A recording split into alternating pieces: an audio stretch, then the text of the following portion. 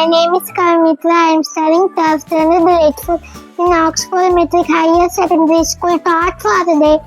Dream big because the future belongs to those who believe in the beauty of their dream.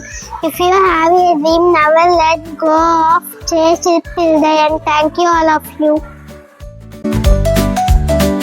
அனைவருக்கும் வணக்கம். என் பேர் யாழ்.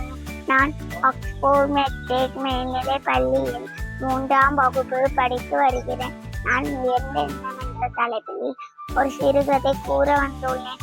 குரல்: உள்ளுவதெல்லாம் உயர்வுள்ள மற்றது தள்ளென தள்ளாமை நீட்டு.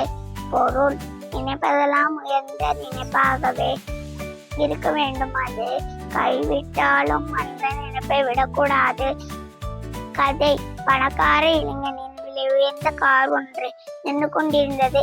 பொது ஏழை சிறுவன் ஒருவன் எட்டி நின்ற அந்த காரை ஆசையுடன் பார்த்து கொண்டிருந்தான்.